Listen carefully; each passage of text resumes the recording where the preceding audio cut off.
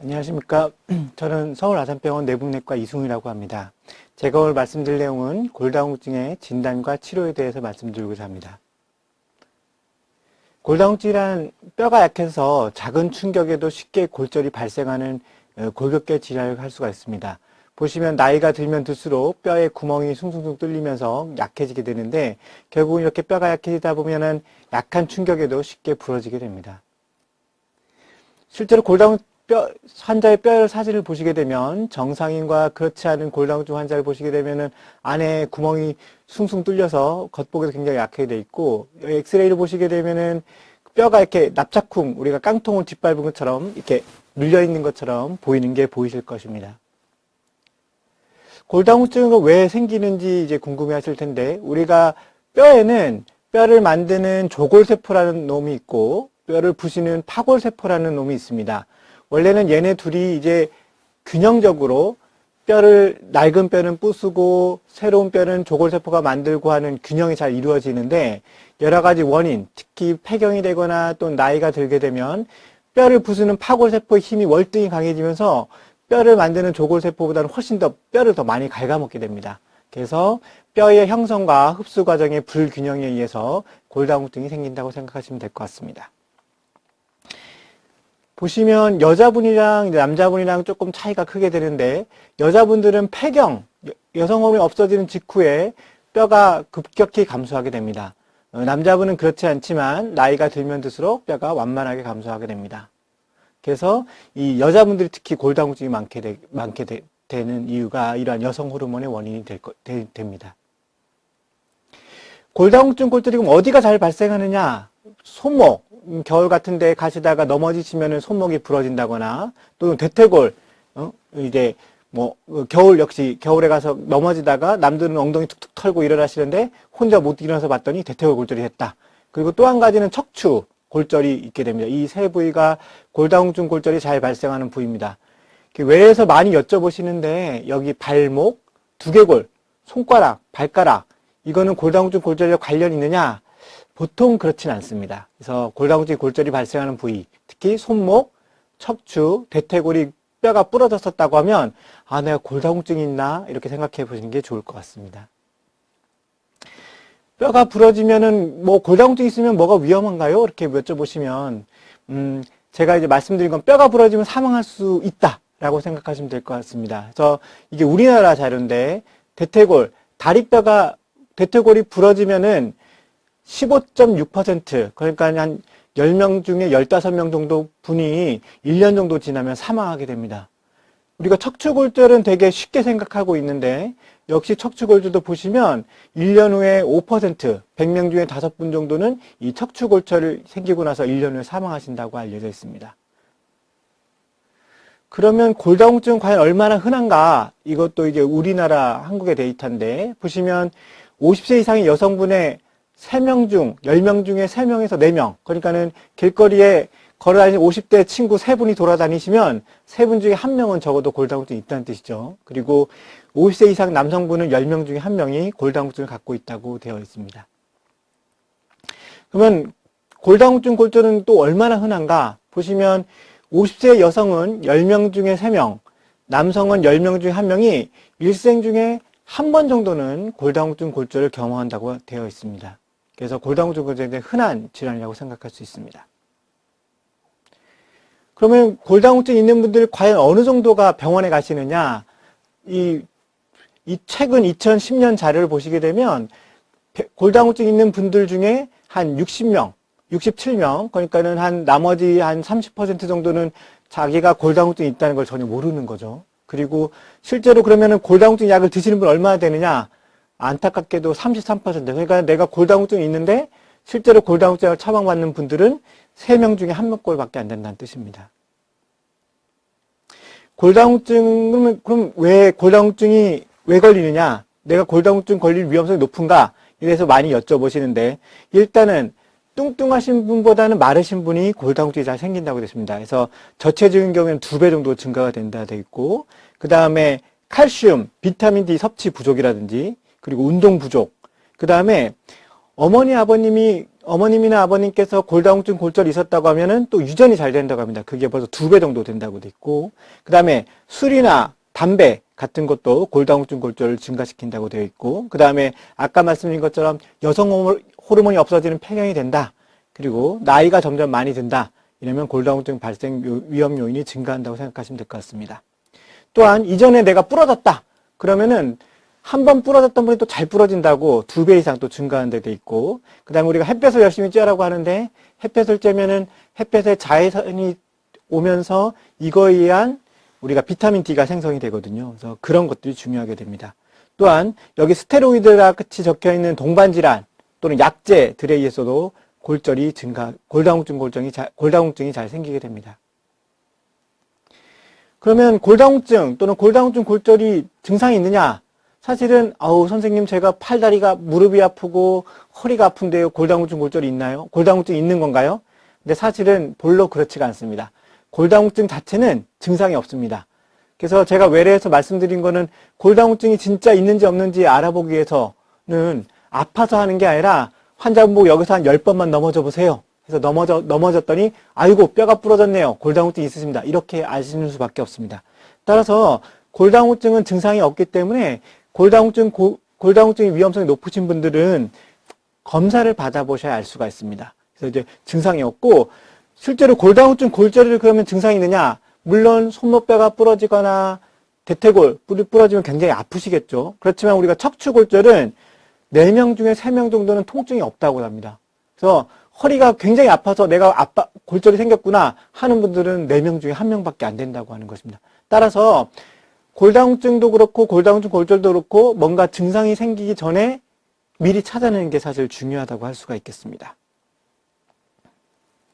그래서 이제 골다공증 검사를 해보시는 게 중요한데, 이러한 골다공증 검사는 보통 이렇게 누워서 하게 됩니다. 그 외래에서 보시면 가끔씩 이제 초음파를 해서 선생님 제가 뼈가 약하대요 해서 오시긴 오시는데, 이러한 초음파는 사실은 아직은 골다공증을 진단하는 데는 많이 쓰이고 있지는 않습니다. 그러면 내가 골다공증 검사를 받아야 되나요? 이제 우리가 골다공증을 진단하는 거를 이제 골밀도를 측정해 본다고 하는데, 골밀도를 받아야 되는 분들은 위험 요인이 있는 폐경 여성 또는 50세에서 69세 남성, 그 다음에 위험인자는 나중에 무관하게 나이 자체가 골다공증을 잘 일으킬 수 있기 때문에 65세 이상 여성과 70세 이상 남성은 그냥 아무 이유 없더라도 골밀도를 검사를 해보시는 게 중요합니다. 또한 아까 말씀드린 것처럼 한 번 골절을 겪은 사람은 다음번에 골절을 겪을 확률이 높기 때문에 골다공증 골절을 겪었던 분이라든지, 또는 아까 약물 또는 이제 여러 가지 질환에 의해서 2차성 골다공증이 생기는 분들은 또 필요하게 됩니다. 그리고 당연히 이제 골다공증 약물을 치료하게 될 때는 당연히 약을 쓰셔야겠죠. 그리고 다른 엑스레이를 찍다가 우연히 아이고 척추가 주저앉았네요. 또는 엑스레이 보니까 뼈가 너무 하얘서 구멍이 너무 약해 보여요. 이렇게 하는 경우에는 골밀도 검사를 받아보는 게 중요할 것 같습니다. 또 골다공증 치료를 받는 도중에는 약의 효과가 있는지 없는지, 그리고 약을 중단했을 때는 다시 나빠지지 않는지, 이러한 분들도 골밀도 검사를 받아보셔야 됩니다. 자, 그럼 골다공증을 진단하면 내가 도대체 뼈가 얼마나 약한가를 보는 거를 우리가 어떻게 보느냐? 그래서 보통 의사들은 T값을 본다고 해요. T값. T값은 젊은 사람의 뼈를 백정했을 때 나의 뼈가 얼만큼 나쁜가를 보는 겁니다. 이제 외래에서 어르신들이 오셔갖고 내 뼈는 도대체 몇 살 나이유? 이렇게 여쭤보시는데, 사실은 그게 중요한 게 아니라 골다공증은 뼈가 부러지는 것을 확인해야 되기 때문에 젊은 사람 뼈에 비해서 얼만큼 잘 부러지냐를 확인하기 위하기 때문에 젊은 사람 뼈와 비교하는 게 제일 좋습니다. 그래서 그런 걸 이제 T값이라고 하게 되는데, 보시면 이제 골밀도를 측정하면은 T값이 나오거든요. 그래서 나오게 되면 정상은 마이너스 1보다 이상인 경우, 그러니까는 마이너스 1, 0, 플러스 1 또는 더하기 1, 더하기 2, 이런 분들 뼈가 아주 좋으신 겁니다. 골감소증은 마이너스 2.5부터 마이너스 1.0. 그래서 골밀도를 찍었는데 T값이 마이너스 1.5다. 이러면 이제 골감소증이라고, 그러니까 골다공증 전 단계라고 할 수가 있습니다. 그리고 골다공증은 마이너스 2.5, 그래서 마이너스 3.0 또는 빼기 3.0, 빼기 4.5, 마이너스 4.5 이런 게 사실은 골다공증을 할 수가 있습니다. 그러면 심한 골다공증이 뭐냐? 심한 골다공증은 골다공증이 있는 데다가 이미 골절이 있는 경우에는 저희가 심한 골다공증이라고 할 수가 있습니다. 그래서 보면은 이제 오시면은 저희가 엑스레이도 척추 엑스레이 검사도 해보고 피도 뽑고 소변 검사도 해보는데 아유 선생님 그 골밀도 찍어서 골다공증 나오면 그냥 약 쓰면 되지 뭐하러 검사를 해요 여쭤보시는 게 많습니다. 그래서 이 혈액 검사 같은 걸 하게 되면 우리가 이제 뼈의 기본적인 어떤 영양소라고 할 수 있는 칼슘이나 인 그리고 간 기능이 나쁘거나 또는 신장 기능이 나쁘면 약을 좀 조심해서 써야 될 수도 있기 때문에 확인해보고 그 다음에 갑상선 호르몬도 사실은 뼈를 나쁘게 할 수가 있기 때문에 해보고 그 다음에 뭐 빈혈이 있다거나 여러 가지 피 검사를 해서 저희가 다른 병이 있나 없나 확인을 하고 있습니다. 또 이제 비타민 D가 아까 말씀드린 대로 중요하다고 했는데 비타민도 측정해보고 그 다음에 치료의 반응을 보기 위해서 혈액 검사를 하게 됩니다. 소변 검사는 소변에 칼슘이 간혹가다 많이 빠져나가는 분들이 있거든요. 그래서 그런 것을 확인해 보기도 합니다. 척추 엑스레이 검사는 아까 말씀드린 것처럼 4명 중에 척추 골절이 있어도 4명 중에 1명만 아프고 4명 중에 3명은 아프지가 않습니다. 그런 분들은 보통 아유 교수님 제가 옛날에 젊었을 땐 키가 165cm인데 지금은 한 160cm밖에 안 돼요 라고 하시는 분들이 많거든요. 그런 분들 엑스레이 찍어보면 사실은 환자분이 통증도 못 느꼈는데 이렇게 뼈가 주저앉은 게 보이실 겁니다. 화살표로 해놨는데. 그래서 그러면 내가 앞으로 골다공증 골절이 생길 확률은 어떻게 하느냐. 그래서 이 여러 가지 여러 연구자들이 많은 자료를 모아서 골다공증 골절이 잘 생기는 사람들을 어떤 위험 인자를 찾아냈습니다. 그래서 이제 유명한 네이버 이런 포털 사이트에 FRAX라고 딱 치게 되면 이런 이제 프락스라는 홈페이지가 뜨게 됩니다. 요거 이렇게 여기 안에 한번 들어가 보시면 이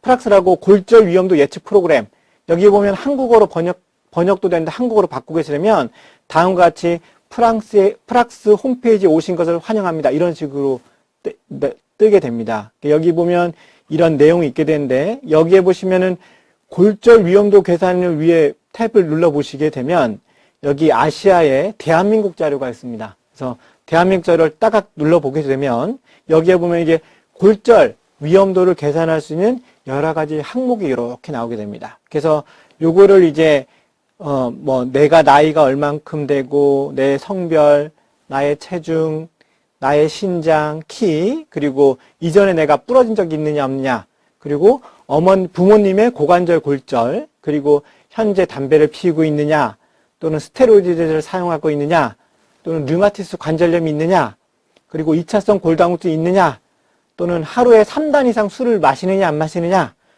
그렇게만 입력해서 여기 보시면 계산을 딱 누르시게 되면 나의 골다공증 골절의 위험도가 계산이 됩니다. 또는 골밀도를 찍으셨다고 하면 대퇴골 경부에 골밀도 값을 넣게 되면 역시 계산이 되게 됩니다. 그래서 이제 여기서 나이가 내가 임의로 85세고 성별은 여성이고 체중은 51.5 그 다음에 신장은 153.8 그리고 이런 식으로 해서 각각 위험자를 넣어서 계산을 눌러봤더니 BMD 없이 골절 위험도를 측정해 보니까 주요 골다공증 골절이 10년 후에 생길 확률이 20%, 그 다음에 고관절 골절이 생길 확률이 16%라고 굉장히 높은 수치인데 이렇게 나오게 됩니다. 또 한 가지는 아까 말씀드린 것처럼 골밀도를 찍어보면 우리가 대퇴골 경부의 골밀도를 찍어볼 수 있는데 여기 보시면 T값이 마이너스 2.4가 나왔거든요. 그래서 그거를 또 넣어서 아까랑 똑같은 분인데 마이너스 2.4를 넣게 되면 역시 여전히 높으시죠. 이제 이번 데는 BMD 결과가 있는데도 불구하고 골다공증 골절이 20%, 고관절, 대퇴골 골절이 16%로 굉장히 높게 나오게 됩니다. 자, 여기까지 보셨으니까 한번 그 환자분들, 여기 지금 보시고 있는 분들의 나한테도 골다공증 골절이 생길 확률이 얼마나 되는지 한번 인터넷에서 한번 계산을 잠깐 해보십시오. 잠깐 멈추시고. 그러면 이제 내가 이제 골다공증 골절이 위험성이 굉장히 높은 사람이로구나. 그러면 내가 이제 골다공증 골절을 예방하기 위해서 어떻게 해야 되느냐? 그리고 치료를 어떻게 되는지에 대해 말씀드리고자 합니다. 일단 음식과 운동이 굉장히 중요한데 일반적인 치료는 칼슘과 비타민 D 섭취가 굉장히 중요합니다. 그리고 체중 부하 운동, 그 다음에 근력 강화 운동, 그 다음에 금연, 절주, 그리고 낙상 방지 이런 게 일반적인 치료로 굉장히 중요하게 됩니다. 하나하나씩 보시게 되면 일단은 칼슘은 굉장히 뼈에는 굉장히 중요한 인자입니다. 그래서 칼슘의 권장 섭취량은 1일에 800에서 1000mg 정도를 복용하게끔 합니다. 보시면 칼슘 섭취량이 이제 우리나라 한국 분들이 보통 식사를 하시게 되면 490mg 정도를 섭취하게 된다고 합니다. 그래서 60세 이상은 특히 60% 이상이 400mg 이하로 섭취하기 때문에 하루에 적어도 우리가 800에서 1000을 먹기 위해서는 적어도 500 정도의 칼슘을 좀 더 섭취를 해야 됩니다. 그래서 그냥 예를 들어서 우리가 하루에 900mg 정도 칼슘을 먹으려고 한다고 하면 음식을 500mg 그리고 고칼슘 우유는 보통 칼슘이 400 정도 들어있기 때문에 고칼슘 우유로 하루 한 팩 정도 또는 음식을 500mg 정도 섭취하고 또는 칼슘 보충제를 400mg 정도 보충하는 게 하루에 900mg 정도 측정할 수가 있습니다. 드실 수가 있습니다. 그러면 칼슘이 어떤 것들이 많이 들어있느냐? 사실은 제일 외에서 많이 권유하는 건 우유입니다. 우유가 보통 한 컵, 200cc 한 팩에 칼슘이 220 정도 들어있기 때문에 일반적인 식사랑 우유 2잔 정도면 하루에 먹는 칼슘 자체를 900mg 정도 할 수가 있기 때문에 그 정도 양은 충분하게 됩니다. 다만 고칼슘 우유는 그거보다 한 2배 정도 들어있기 때문에 일반적인 식사를 하시고 나서 고칼슘 우유 하루 한 잔 또는 한 팩을 드시게 되면 900mg 정도로 역시 그 하루에 드실 수 있는 칼슘량을 유지하게 됩니다. 나머지 그 들어있는 양도 이렇게 나와 있으니까 한번 참조를 해 주십시오. 칼슘은 이제 사실은 가장 좋은 거는 그 음식으로 드시는 게 가장 좋습니다. 왜냐하면은 칼슘 보충제는 부작용이 이어져 있게 되는데 우리가 칼슘약을 먹었더니 속이 안 좋아요. 위장장애, 변비 대부분의 이런 부작용들은 비타민 D보다는 칼슘 때문에 생기는 경우가 많습니다. 그래서 외래에서는 보통 말씀드릴 때 칼슘을 약으로 드시는 것보다는 우유를 드실 수 있으면 우유로 드십시오 라고 말씀을 드리게 됩니다. 그 다음에 신결석이나 고칼슘 요증 환자들은 물론 주의해야 되지만 많은 영양을 드시지 않으면 큰 문제가 없다고 알려져 있고 그 다음에 뭐 뉴스에 막 나오긴 하는데 심혈관 위험성이 증가한다. 그래서 내가 선생님 이거 먹어도 되나요? 하는데 이게 심혈관 위험성이 증가하는 분들은 보통 외국 분들이거든요. 그래서 외국 분들은 잘 아시다시피 저희처럼 밥, 국 이렇게 드신 게 아니라 우유, 빵 이렇게 드시지 않습니까? 그래서 유제품 섭취가 굉장히 많기 때문에 그분들은 저희는 아까 말씀드린 것처럼 하루에 500mg 채 드시지 않는데 그분들은 이미 식사량으로만 해도 850, 1100 드시는 분들이거든요. 근데 거기다 또 칼슘을 드시니까 너무 양이 많아지는 겁니다. 따라서 한국 분들은 워낙 드시는 칼슘량이 평상시에 적기 때문에 보충제 자체 때문에 심혈관 질환이 증가한다. 그렇진 않다고 생각되어집니다. 비타민 D도 굉장히 중요한데 보시면 아시겠지만은 햇볕이 요즘 굉장히 세서 더군다나 요즘은 이제 마스크도 쓰고 다니기 때문에 햇볕을 별로 쬐 일이 없죠. 그리고 밖에 많이 돌아다니지 못하니까 비타민 D가 굉장히 낮다고 알려져 있습니다. 비타민 D는 이제 칼슘 흡수를 도와서 뼈를 강화시키고 또한 이제 근육 같은 거에도 비타민 D가 좀 있다고 알려져 있기 때문에 덜 넘어질 수가 있게 됩니다. 피부에서 햇볕을 쬐면 자외선이 오기 때문에 저절로 합성이 되는데 따라서 예를 들면은 집에 햇볕이 잘 드는 집안에 있다. 유리를 통해서 받는다. 그러면 사실은 비타민 D가 생성이 안 되겠죠. 그리고 요즘은 최근에는 화장품이 너무 많이 좋아져서 자외선 차단 얼마 딱 되면은 사실은 얼굴에 조금만 바르고 사실은 옷만 입어도 사실은 비타민 D의 어떤 만들 수 있는 자외선 차단이 너무 완벽히 되기 때문에 적어도 얼굴은 자외선 차단제를 바른다 하더라도 팔, 다리 등은 약간 노출을 시켜서 비타민 D를 쬐 수 있는 비타민 D를 만들 수 있는 자외선을 쬐는 게 굉장히 좋다고 알려져 있습니다. 그 다음에 등푸른 생선에 또 음식 같은 게 있는데 그 양이 굉장히 적다고 돼 있고 보시면 여기 대구, 간유, 연어 이런 거에 드시게 되는데 사실은 음식으로 먹으려면 굉장히 많은 영양이 필요한 상태고 보통 하루에 800 IU를 필요한다는데 가장 좋은 거는 햇볕을 쬐는 것입니다. 그게 부족하다고 하면은 이제 먹는 약을 좀 처방을 해드린 거고요. 아까 말씀드린 것처럼 전 국민의 80%가 비타민 D 부족 상태이고, 특히 비타민 D가 필수적인 10대, 20대는 90% 이상이 비타민 D가 불충분하다고 합니다. 잘 아시겠지만 학생들 아시죠? 아침에 햇볕 못 쬐고 아침에 일찍 가고 저녁 늦게 오지 않습니까? 그러니까는 사실은 저희 자외선을 가서 쬐을 수가 없죠. 그래서 그런 햇볕을 쬐을 수 있는 시간이 절대로 모자라기 때문에 비타민 D가 굉장히 모자란 상태라고 알려져 있습니다. 피해자 음식은 아까 골다공증, 골절 위험인자의 하루에 3단 이상 술이 나왔죠. 이 단이라는 거는 그 술병으로 한 잔 생각하시면 될 것 같습니다. 그래서 소주는 소주잔, 맥주는 맥주잔, 그의 한 단위가 한 잔 이상인데 3잔 이상 드시게 되면 안 좋다고 되어 있거든요. 그리고 커피는 사실은 드셔도 됩니다. 드셔도 되는데 하루에 3잔, 4잔 이상 드시기에는 좀 안 좋다고 되어 있고, 그거보다 적은 음식을 드시는 게 좋습니다. 그리고 이제 환자분들이 제일 많이 여쭤보시는 게 그러거든요. 아우, 선생님, 저 골다공증 있으니까는 멸치를 많이 먹을까요? 뱅어포를 많이 먹을까요? 이렇게 되는데, 잘 아시겠지만 멸치랑 뱅어포는 굉장히 짜죠.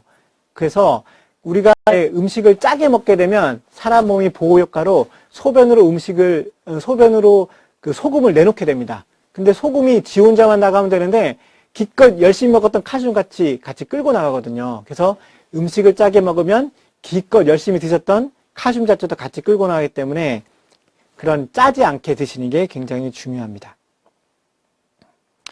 운동은 사실은 모든 운동이 좋다고 돼 있는데 체중이 싣는 운동, 일주일에 요거는 이제 5일 이상, 하루 30분 이상 하라고 돼 있는데 걷기, 춤추기, 에어로빅, 조깅, 줄넘기, 계단 오르기, 테니스 이런 게 이제 체중이 싣는 운동으로 좋다고 되어 있고, 근력 강화 운동, 중력에 저항하는 운동, 그러니까 쉽게 말하면 약간 뭔가 무거운 무게를 드는 거가 일주일에 2, 3회 정도는 세야 되는데 발끝으로 서기 또는 아령 들어올리기 또는 웨이트 트레이닝 같은 것이 필요하다고 되어 있습니다. 또 한 가지는 사실은 뼈가 약해도 환자분께 말씀드리는 게 넘어지지 않으면 중요하다. 뼈가 약한데 넘어지면은 그거는 뼈가 부러질 수가 없기 때문에 뼈가 약하면 넘어지지 않게 굉장히 중요하다고 말씀드립니다. 실제로 제가 아는 그 선생님 중에 어머님이 골다공증이 있었다고 합니다. 그래서 이제 계속 치료를 하는데 약도 드리고 하는데 자꾸 부러지셔서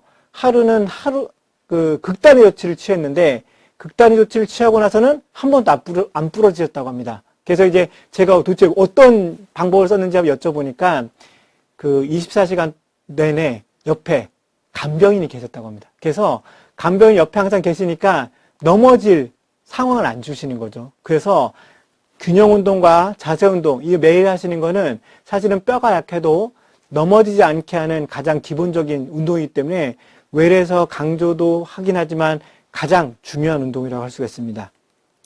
그 다음에 그래서 요가라든지 국민체조, 태극권 이렇게 됐는데 다만 허리에 압박을 가하는 자세는 안 좋습니다. 그래서 이제 몇 가지 운동법이 조금 나와 있는데 그림으로 보시면 되게 간단한데 처음은 이제 앉아서 체조하는 겁니다. 앉아서 체조해서 다리를 쭉 펴시고 발굽을 굽히고 펴고 굽히고 펴고 그 다음에 한쪽 발 들어서 번갈아 가면서 무릎을 굽혀 펴기, 그리고 양쪽 다리 들어서 무릎을 번갈아 굽혀 펴기, 이런 식으로 해서 이거는 절대 넘어지지 않으시겠죠. 예, 팔로 짚고 있고 앉아서 하시기도 굉장히 간단한 거고, 그 다음에 이제 발바닥 붙여서 들어 올려내리기, 요것도 팔로 든든히 받치시면서 이렇게 균형 감각을 증가시키는 운동을 하시는 게 중요합니다. 이거는 이제 의자를 가지고 하는 건데, 엉덩이 외전근 강화 운동은 허리와 무릎을 굽히지 않고 곧게 서서 의자 등받이의 위쪽을 잡고 반대쪽 손을 골반 위에 대고 그쪽 다리를 이렇게 그대로 들어 올리는, 그래서 발끝은 앞을 향하고 골반은 들지 않고 다리를 낮추고 10회 정도 반복하고 반대쪽 다리도 반복해서 운동합니다. 보시면서 한 번 정도 멈추고 한 번 정도 운동을 한번 해보십시오. 굉장히 사실은 쉬운 운동이고 편안하게 할 수 있는 운동이기 때문에 이런 것들이 도움이 되고, 두 번째는 역시 의자로 가는 건데, 뭐 보시면 아시겠지만 발 앞 들어올리기, 발 뒤꿈치 들어올리기, 보시면 아시겠죠? 이제 역시 균형 감각을 하기 위해서 의자로 넘어지지 않게 붙잡으면서 이렇게 잡아서 할 수 있는 것이 중요할 것 같습니다. 항상 주의할 것은 운동을 하는 게 중요한 게 아니라 운동해서 넘어지면은 사실은 아주 더 큰 문제가 될 수가 있기 때문에 넘어지지 않게 항상 주의를 하시면서 운동을 하시는 게 중요할 것 같습니다. 그 다음에 벽 모서리 스트레칭 보시면 아시겠지만 이제 벽에 구석에 대고 무릎이 굽혀지도록 해서 어쨌든 균형을 늘리는 운동들이 있습니다. 제가 간단히 설명드리고 넘어가긴 하지만 이 동영상을 한번 보시게 되면 잠깐 멈춰서 요거를 따라 한번 해보시고, 운동이 이렇게 어렵진 않거든요. 한 번 정도 따라 해보시면 좋으실 것 같습니다. 그 다음에 이제 또 엎드려 다리 들어올리기. 역시 엎드리면 절대 넘어지진 않겠죠. 엎드려서 다리 근육을 잠깐 늘리는 거랑, 그 다음에 벽 미끄러지기 운동, 요것도 주의하시면서 한 번 정도 해보시면 좋을 것 같습니다. 대신에 하면 안 되는 운동이 있습니다. 하면 안 되는 운동은 뼈가 굉장히 약하신데 뼈가 너무 굽혀지거나 너무 펴지거나 이러면은 뼈가 부러질 수가 있겠죠. 그래서 골다공증 환자가 하면 안 되는 운동이 이렇게 너무 허리를 굽는다거나 또는 무거운 거를 허리를 낮춰서 너무 들어 올린다든지, 그리고 허리를 너무 편다든지 이런 운동은 좋지가 않습니다. 그리고 가장 중요한 건 아까 말씀드린 거 넘어지지 않으면 중요하다고 되어 있는데 낙상 방지가 굉장히 중요하게 되십니다. 보시면은 집에 사실 요즘 핸드폰도 많고 선풍기도 막 있고 요즘은 또 온열기, 또 요즘은 공기청정기 이런 게 많기 때문에 다니시는 곳에 이렇게 전원줄 같은 게 있거든요. 근데 그런 거 이제 약간 툭 걸리면 근력이 좀 없어지신 분들은 와닥탁 넘어지게 됩니다. 그래서 그런 게 중요하고, 그 다음에 눈이 많이 오거나 이럴 경우에 넘어지지 않게 주의하셔야 될 것 같고, 빙판길 주의하셔야 될 것 같아요. 요즘 또 눈이 많이 와서. 그래서 화장실은 어린애들 샤워하다가 주로 많이 넘어지시거든요. 그래서 샤워하실 때 밑바닥에 애들이 넘어지지 않게 밑바닥에 이렇게 잘 미끄러지 않는 그런 패드 같은 게 있습니다. 미끄럼 방지 바닥 같은 게 있거든요. 아니면은 조금 샤워 같은 거 하실 때는 양말 같은 거 좀 젖어도 되면 양말 같은 거 신으면은 아무래도 맨발보다는 조금 덜 미끄러지거든요. 그래서 그렇게 조금 덜 넘어지시게 하시는 게 중요할 것 같습니다. 그 다음에 눈이 안 좋으시면 당연히 잘 넘어지겠죠. 계단 같은 거 헛디딜 수가 있고, 그래서 눈 치료를 잘 받으셔야 되고, 또 치매나 파킨슨 같은 경우에는 잘 넘어질 수 있는 균형 감각이 좀 떨어질 수가 있기 때문에 그런 것도 넘어지지 않게 주의하시는 게 굉장히 중요할 것 같습니다.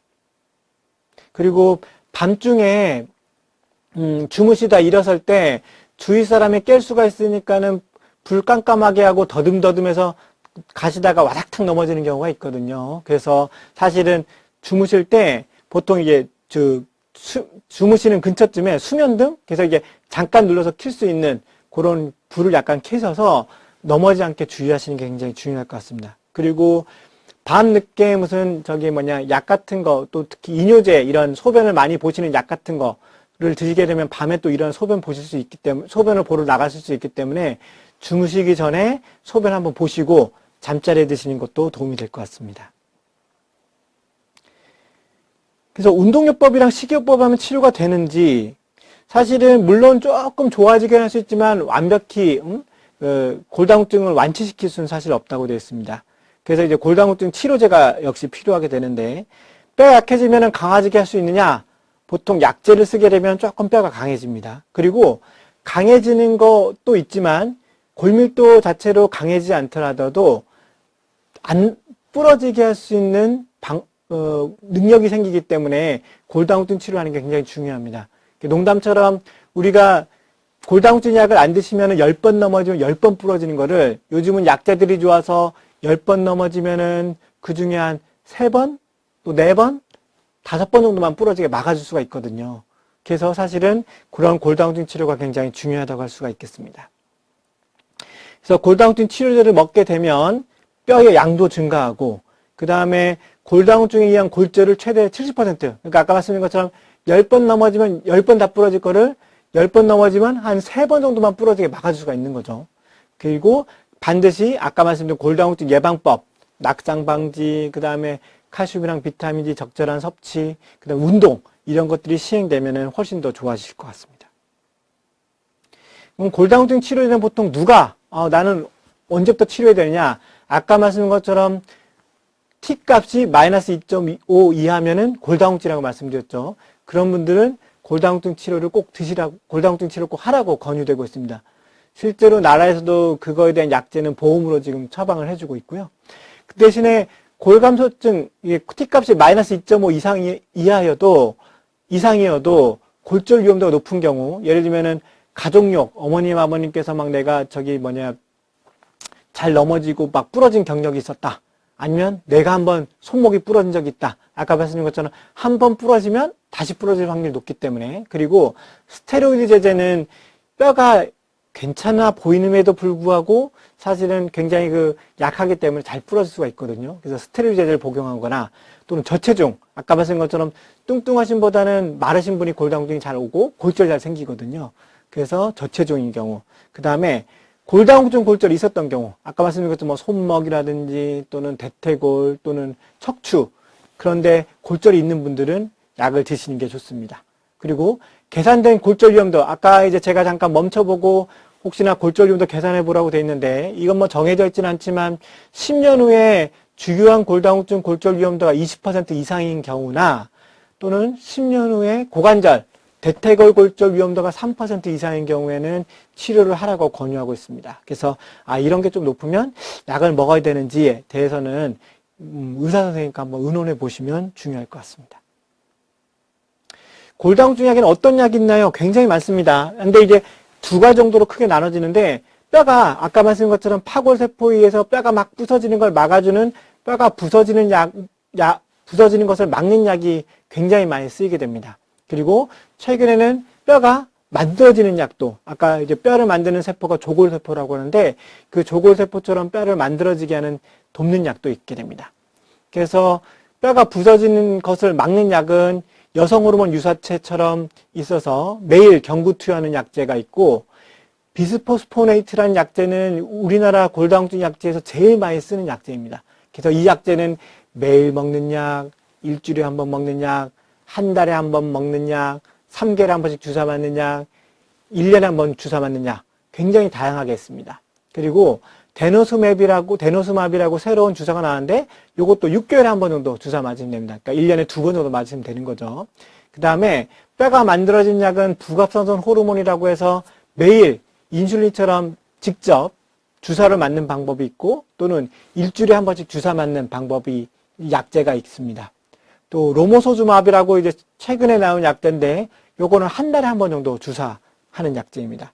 하나하나 이제 간단히 좀 설명을 드리게 되면, 이런 약제들을 볼 때 보통 선생님 어느 게 좋아요? 뭐 먹는 게 좋아요? 주사하기 좋아요? 뭐 그런 게 사실은 많이 여쭤보시는데, 사실은 어떤 약제가 좋은지는 참 결정하기가 어렵습니다. 그래서 약제의 효과라든지 또 약들 중에 또 오래 쓰면 부작용이 있기 때문에 그 약제의 효과랑 부작용을 열심히 확인해서 결정하는 게 중요합니다. 그래서 환자분에 따라 조금 약을 이렇게 저렇게 좀 다르게 선택을 좀 하게 되는데요.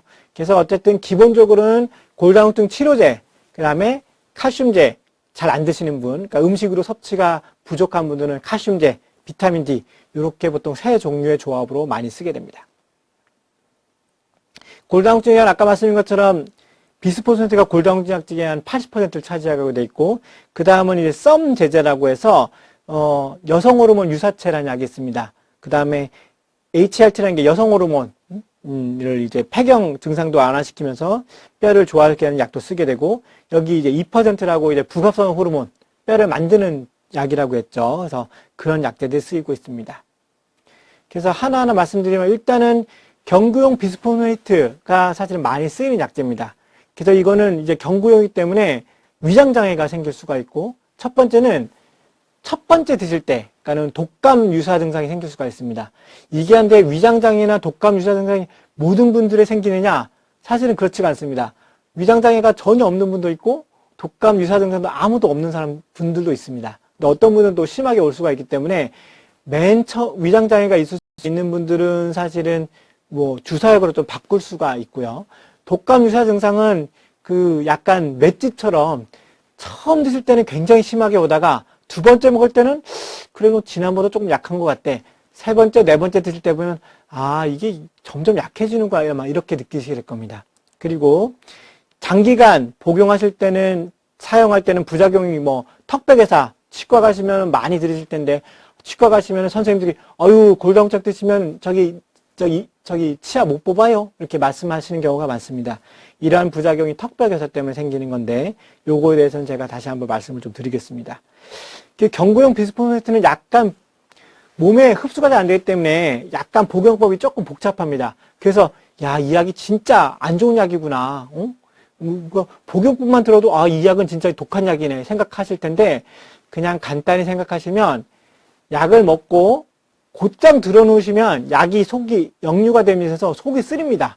그래서 약 자체는 공복에 드시고 아침에 일어나자마자 공복에 드시고 물 많이 드신 다음에 약 먹고 1시간 정도만 들어놓지 않으시면 되거든요. 뭐 아침 준비하시든지 운동을 하시든지 앉아서 TV를 보시다든지 그러니까는 결국은 약을 먹고 들어눕지만 않으시면 곧장 들어눕지만 않으시면 굉장히 간단히 먹을 수 있는 약이고 그 다음에 아침에 일어나서 공복에 드실 때는 한 아침 준비하시면 30분 정도 있다가 다른 음식을 드시면 될 것 같습니다. 그래서 투여 방법은 말씀드린 것처럼 매일 먹는 약도 있고 일주일에 한 번씩 먹는 약도 있고 한 달에 한 번씩 먹는 약도 있습니다. 이 턱벽에서는 어떻게 생각하시면은 좀 잘못 알고 계신 게 골다공증 먹으면은 턱뼈가 막 썩어 들어간다 이렇게 생각하시는데 사실은 그렇지 않고 오히려 거꾸로 우리가 정형외과 선생님이나 또는 이제 치과 선생님께 정형외과 선생님도 사실은 허리 수술하실 때 보시면은 보통 이제 나사나 이런 고를 해서 이제 뼈를 고정시키는 경우가 있고 그 다음에 임플란트도 사실은 마찬가지죠. 그 치아에다가 나사 같은 걸 해서 그 위에다가 이 치아를 씌우는 건데 그 골다공증 있는 분이랑 아닌 분은 굉장히 다르다고 합니다. 골다공증 없이 뼈가 굉장히 튼튼한 분들은 우리가 그 나무 아니면 튼튼한 콘크리트에 나사를 넣는 듯한 느낌이 드릴을 할 때 그런 느낌이 드는데 이 골다공증 있는 분들은 그냥 두부 같은 거에다 이제 나사를 넣는 것처럼 푹푹 들어간다고 합니다. 그래서 아, 이분들은 뼈가 굉장히 약하시구나 생각이 들어서 아, 이러면은 수술해도 잘 낫지가 않겠구나 그런 생각이 드신다고 합니다. 따라서 이런 골다공증이 있는 분들은 치아 자체도 안 좋을 수가 있고 또 뼈 수술하기도 안 좋을 수가 있는데 이러한 이 턱벽에서는 발치 그러니까는 그냥 치아가 안 좋아서 치아를 뽑거나 또는 임플란트 하려면은 그 남아있는 치아를 빼고 넣어야겠죠. 그래서 그런 경우에 보통은 한 8주 정도 지나면은 2달 정도 지나가면은 이제 아물어서 새 뼈가 이렇게 돋아야 되는데 그게 늦게 돋는다는 겁니다. 따라서 멀쩡한 치아가 약을 먹는다고 썩어 들어간 게 아니라 치아에서 뭔가 발치를 하고 나서 그 아무는 게 좀 오래 걸린다는 뜻이죠. 그래서 경구투여제 먹는 약을 드시는 분은 굉장히 적은 수, 주사제는 더 적은 주사제도 생길 수가 있는데 굉장히 적은 수입니다. 그래서 보통 약을 4년 이상 쓴 경우에 증가하기 때문에 그래서 요즘은 이제 골다공증 치료제를 선생님 저 이제 몇 년 써야 돼요 여쭤보시는 경우가 많은데 보통 3년에서 5년도 쓰고는 약을 끊는다라고 한 이유가 이러한 장기간의 부작용을 예방하기 위해서 그렇게 쓰게 됩니다. 그리고 따라서 이런 턱벽옷을 예방하기 위해서 약을 비스포스를 쓰게 되면은 턱벽에서 위험성이 있을 수가 있고 한 번 더 치료하게 되면 아까 말씀드린 것처럼 보통 3년에서 5년도 치료하는 것이 권고가 되고 있기 때문에 치과 문제가 있다면 사실은 급한 거 없으니까 사실은 치과 치료 먼저 하고 나서 약을 시작하는 게 좋습니다. 그렇지만 이미 복용하고 있는데 치아가 나빠졌다.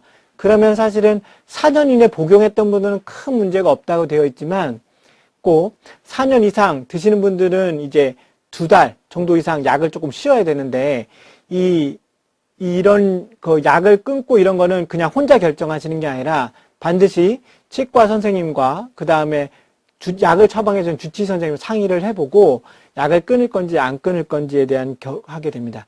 약을 끊어도 되는 경우도 있고 아니면은 그 치과 치료에 방해 안 되는 약제들이 나중에 이제 설명드릴 텐데 그런 약제를 좀 써야 되는 경우도 있기 때문에 그 혼자 결정하지 마시고 치과 선생님 얘기를 들으시면 반드시 그 약을 처방해 준 선생님과 반드시 의논해 보시길 바랍니다. 턱뼈과사가 발생한 경우에는 사실은 약물을 중지해야겠죠. 비스포시 주사제는 사실은 뭐 3개월 하면 주사가 있고 1년 하면 주사가 있습니다.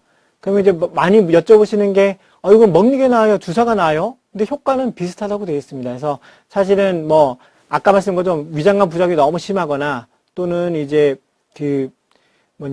내가 너무 집이 멀어서 병원에 자주 올 수 없어요. 그런 분들은 사실은 주사를 많이 쓰게 됩니다. 그렇지만 먹는 약보다 주사제가 한 번에 많은 용량이 들어가기 때문에 첫 주사 시에 먹는 약보다는 몸살 아까 그런 감기장이 생길 수가 있는데 굉장히 심하게 올 수 있습니다. 그래서 뭐 환자분들이 선생님 저 죽을 뻔했어요 이렇게 하는 경우도 꽤 많은데 따라서 그런 여러 가지 환자분 상태를 보면서 약을 처방하기 때문에 어느 약이 무조건 좋다 이런 건 사실 없는 것 같습니다.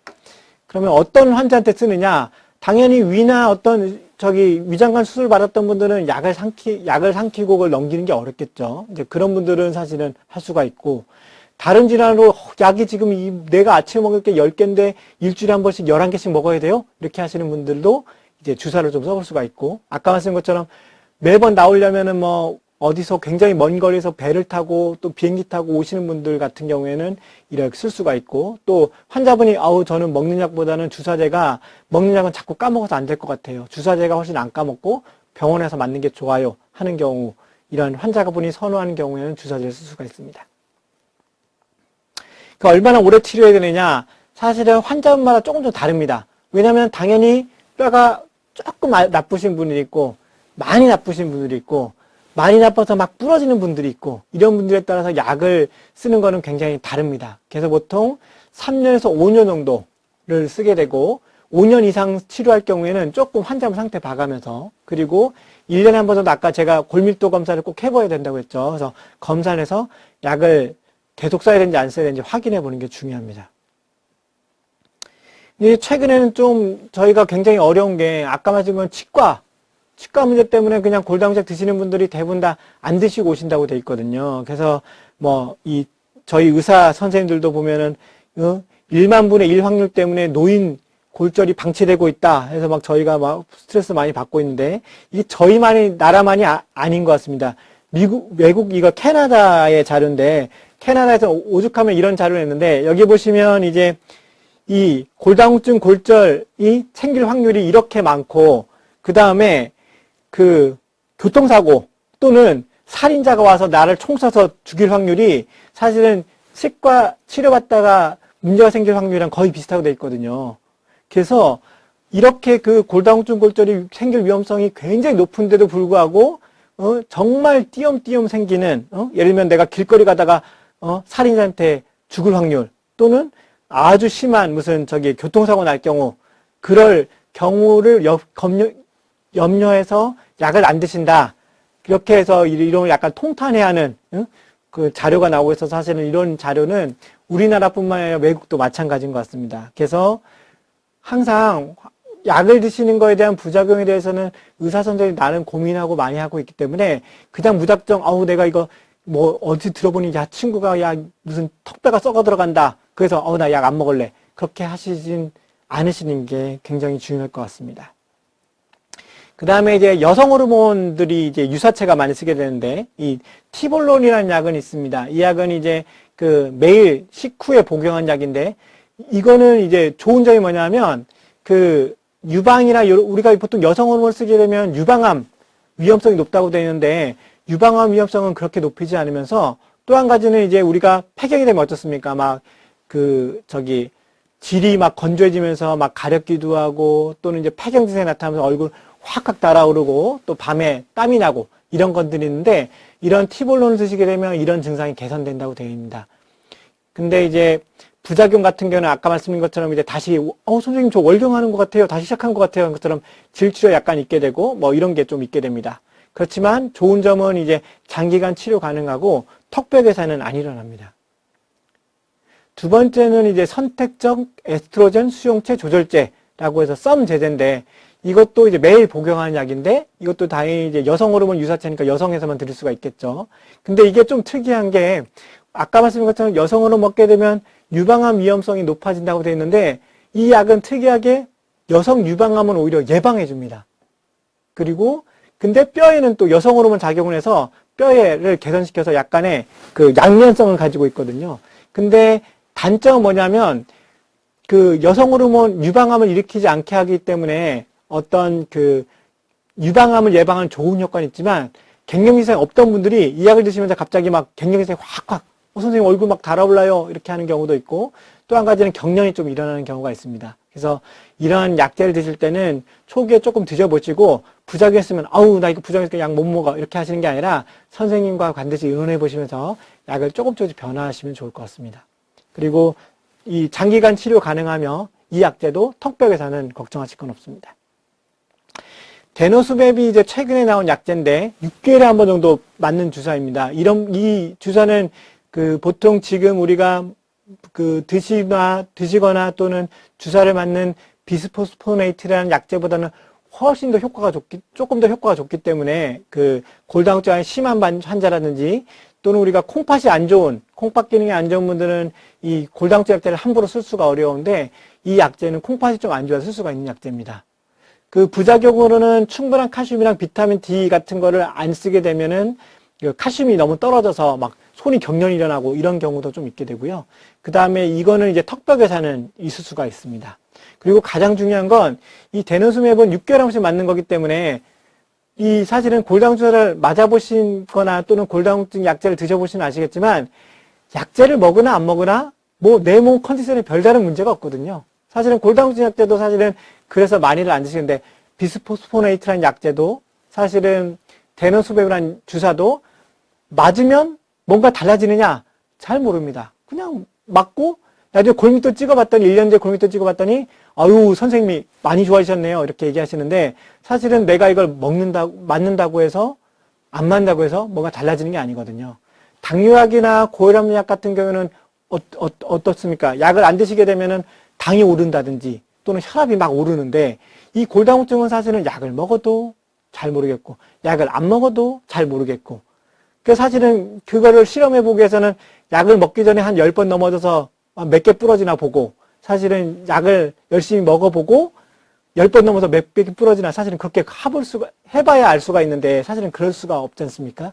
그래서 이 6개월 간격으로 정확한 간격으로 맞는 게 중요한 건데 데노스맵 같은 경우에는 맞다가 안 맞아버리면 뼈가 휘리릭 나빠져 버립니다. 그래서 오히려 골절이 더 생길 수가 있기 때문에 6개월 간격으로 정확한 간격으로 맞는 게 중요합니다. 요즘은 이제 코로나 때문에 굉장히 6개월 간격으로 오시는 게 어려운 경우가 있거든요. 그러니까 6개월 있다 오셔야 되는데 하필이면 그때 막 그 코로나 굉장히 상태가 심해지면서 아우 내가 한 3개월 늦게 갈까? 그래서 3개월 있다 왔는데 그때 보니까 엑스레이 찍어 보니까는 이제 막 골절이 생기거나 그럴 수가 있기 때문에 이 주사를 맞게 되면 6개월에 한 번씩 되도록이면 6개월에 한두 달 정도는 상관이 없지만 되도록이면 그 주사 기수를 꼭 주기를 맞춰서 맞아야 되는 약제입니다. 꼭 주의하셔야 됩니다.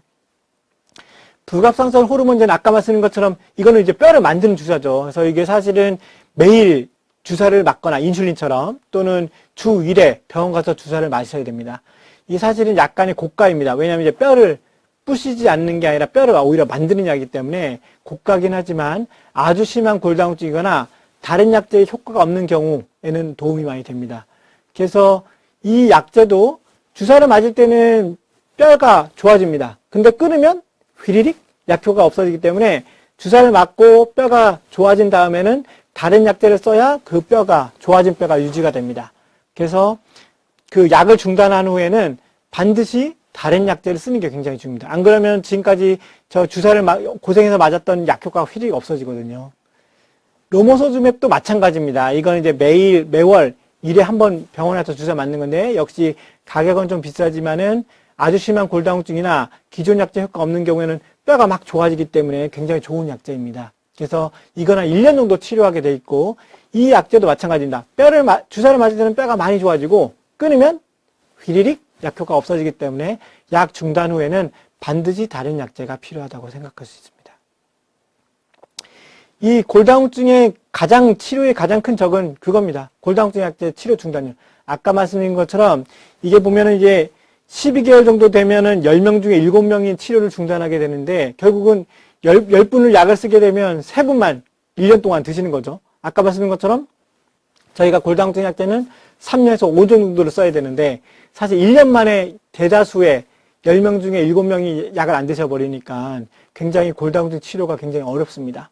그래서 아까 말씀드린 것처럼 이 골다공증 치료제가 사실은 우리가 고지혈증, 콜레스테롤 약이랑 굉장히 비슷한데, 사실은 당뇨나 고혈압인 경우에는 약을 안 드시면 어떻습니까? 막 혈압도 오르고, 아우, 당뇨도 막 오르고 막 난리네. 아우, 나 약 먹어야겠다. 이렇게 되는데, 사실은 콜레스테롤, 이런 골다공증 치료는 약을 먹어도 별로 뭐 상관이 없고, 약을 안 먹어도 별로 몸에 어떤 변화가 없거든요.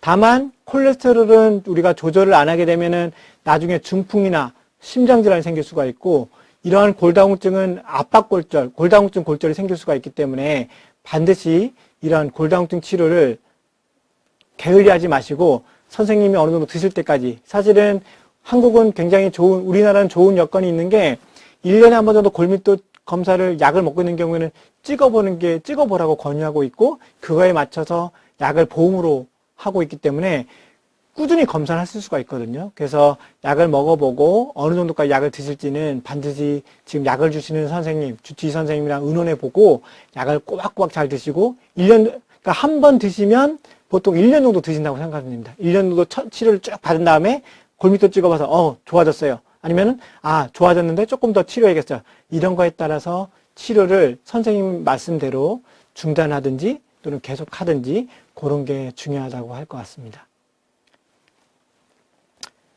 예, 제가 이제 말씀드린 내용은 일단 다 됐고요. 예, 아무튼 많이 보시고 이 강의 중간중간에 제가 이제 멈춰서 해보시라고 한 것들은 운동, 특히, 그리고 내가 골다공증 골절 위험도가 얼마나 높은지 한 번 정도 해보시면, 해보시고, 만약 높다고 하면은 병원에 가셔서 골밀도 검사 좀 받아보시고, 그 다음에 아까 말씀드렸던 운동 자체는 사실은 꼭 골다공증이 있지 않더라도 뼈가 약해야만 부러지는 건 아니거든요. 뼈가 조금만 약해도 넘어지면 부러질 수가 있기 때문에 그런 운동들은 한번 집에서 다 해보셔서 튼튼한 뼈를 가지고 건강하게 지내셨으면 좋겠습니다. 예, 경청해 주셔서 감사합니다. 네. 몇 분 정도 됐어요?